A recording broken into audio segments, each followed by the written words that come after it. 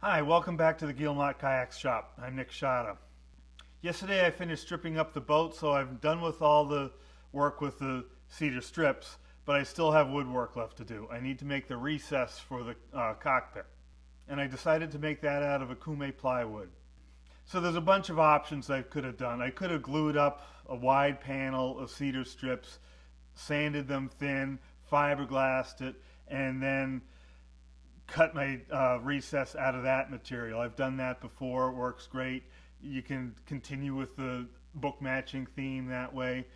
But I decided to go with a little bit of contrast and have the akume there instead. And so I'm going to cut that. It's going to be 4mm akume. While I'm at it, I'm going to cut the risers out of 9mm plywood and the coaming lip out of more 4mm akume. The coaming is going to be quite a bit different in the way I make it than the petrol play was, where I used vertical strips of cedar to make the riser, then laminating mahogany strips around that vertical riser. This is just going to be a stack of plywood pieces all glued up together and sanded smooth and made pretty. So it's just going to be CNC work today. I got the files all ready to go, so I'm just going to cut them out. The first step with the CNC machine is always zeroing out the tool, and so I will start by zeroing the XY axis, and so that just moves the tool up against the stops, double checks that, and so now it's zeroed on the x-axis, and this is now zeroing the y-axis up against the stops, double checking that, and so that's zeroed. And so now I want to zero the z-axis, the up and down. So just bring it out into the middle of the bed here someplace. Get the zeroing plate, place it under the tool, make sure there's no dust there, then run the Z zeroing program. Now I'm going to put the material for the riser in place. And this is some, actually it's good quality Luan, not Doraskin stuff, but higher quality than that. It's not the best material, but I'm going to be sandwiching it between akume and fiberglassing everything. It's all going to be sealed up nicely, so it'll be well protected and very strong.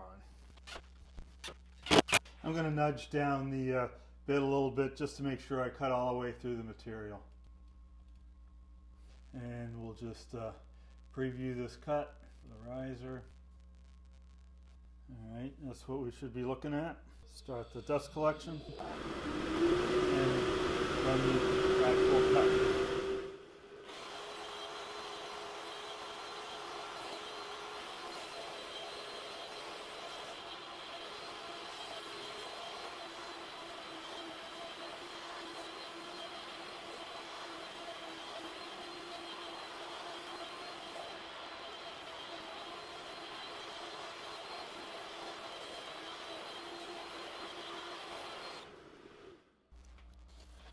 Despite my best efforts to nudge the bit down a little bit to cut all the way through, still didn't cut completely through here. Scoring this edge, get through that, and then we've got the tabs. So that's 1/2 of one layer of the riser laminations. So these will be stacked up 2 high and left and right side, and then I have these little pieces that will fit at the front and the back. I'm never really happy with this way of making a coaming, just due to the way it wastes so much wood. If I do my method where I'm using strips of wood vertically, that's very efficient with the wood, and it's using wood I already have. But I thought I'd show you this way. This is a very quick way of making a coaming. It goes very quickly, very easy to do. Once you have the pieces cut and you ignore the waste, it works out great.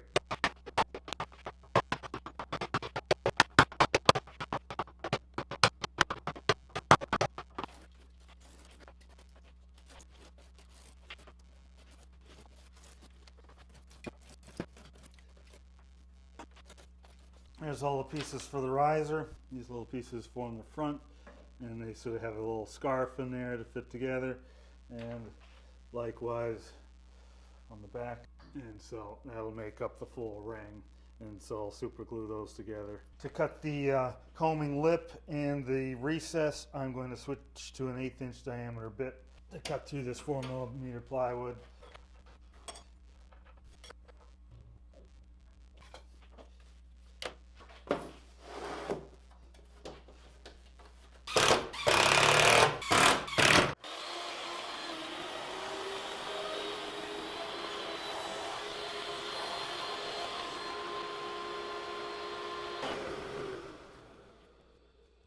So it looks like I had the zero reference at the top of the material instead of the bottom of the material. I usually like to set it at the bottom, so when I zero out on the spoil board, it cuts right down to the spoil board and doesn't cut into it too far. But if I am not paying attention and make it so the zero reference is on the top of the material, then when it goes to make a cut, this was a 1/4 inch cut. Even though it was thinner material, I was going for a 1/4 inch cut. That means the first cut was an 1/8 inch down, which cut right through the material, or nearly so. And then the second cut went down into the spoil board a substantial amount, and actually it ended up hitting the screw holding the spoil board down, and that's what broke off the bit. So I have a way of breaking these bits.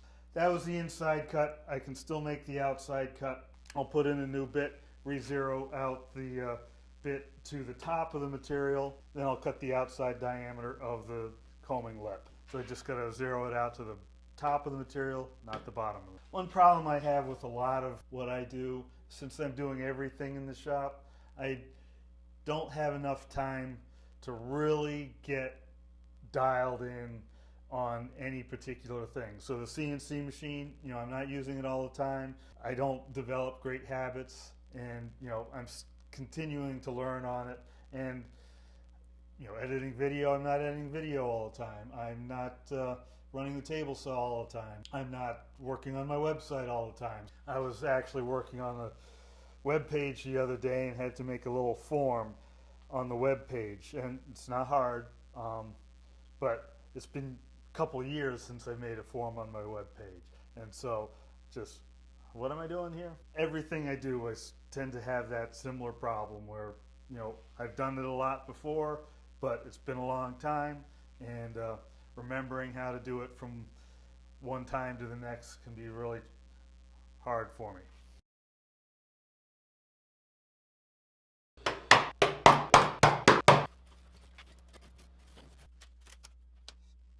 All right, there's the coaming lip. This waste in the middle is kind of annoying when I cut a full ring like that. There's perfectly good material here. I can use it for something else, but it's sort of an odd shape now. It's a little hard to use. One more time, I will zero it down to the bottom of the bed. I've double checked the file. It's zeroed to the bottom of the bed.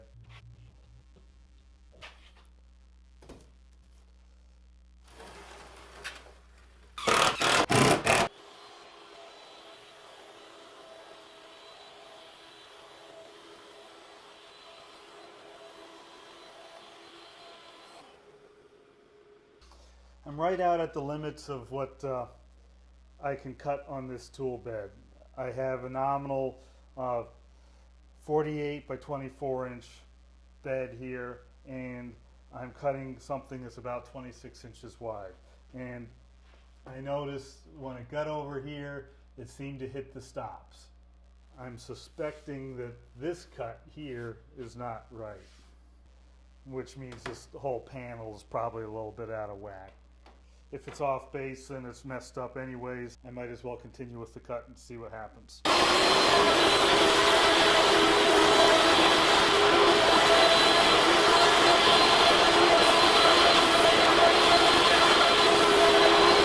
Alright, this is a righteous mess. I thought, once I saw this problem over here happen, I remembered what I needed to do to make this cut right. So again, I've got a nominal 24 inch bed here. Again, I have a piece here that's just about 26 inches wide.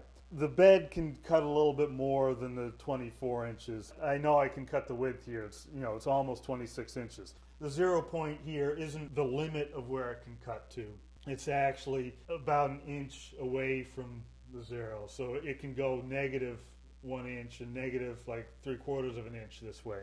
And so when I lay this piece down in here, I will need to offset that 0 point sufficiently that I get where I need to be, so I have enough room.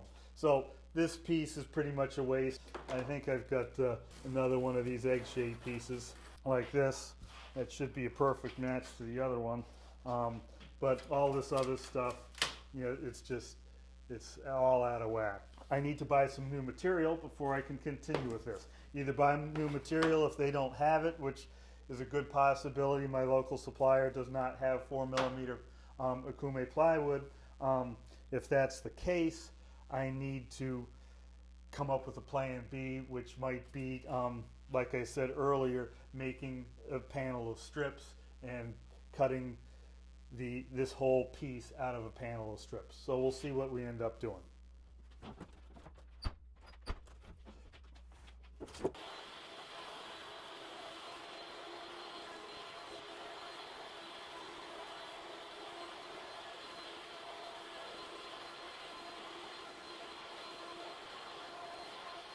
Alright, that's not too bad. I have some little score marks here that didn't quite cut deep enough. I think I had this set up for thicker plywood. So I'm going to recut those to just get those right. And to do that, I'm going to pin them down a little bit more so they don't wiggle around quite so much.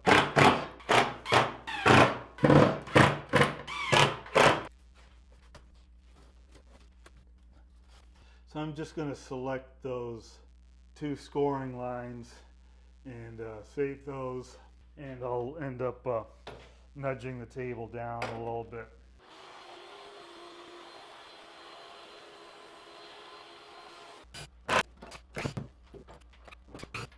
Okay, it took a while, a lot longer than I had in mind, but this is all the parts for the recess. Cut out of, this is 3mm plywood. General Woodcraft over in New London only had the 3mm stuff, so that's fine. It'll work perfectly. Get some glass on it, it'll be plenty strong enough. So I need a little bit of cleanup work on there, and I think I'm going to end up staining these before I assemble them.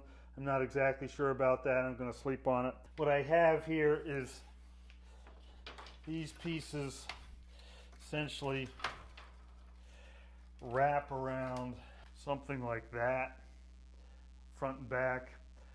I have it about a 1/2 inch wider than it actually needs to be, because in some places this is only a 1/16 inch wide or so. That was going to be too delicate, so I left a 1/2 inch border on it, and so the scoring line is where the final piece is actually going to be cut to.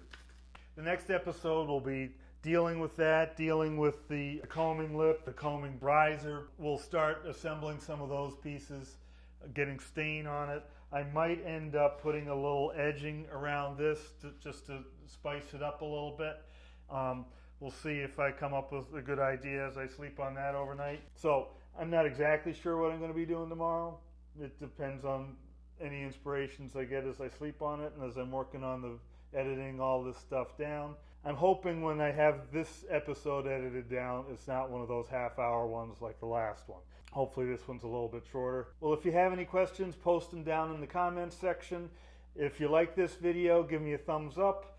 If you're enjoying this whole series, hit subscribe, turn on notifications, all that wonderful stuff. So as I say, the Patreon subscribers get all these videos a little bit early, so if you're impatient, you know, give me $1 a month and you'll get to see them too. So until the next episode, thanks for watching and happy paddling.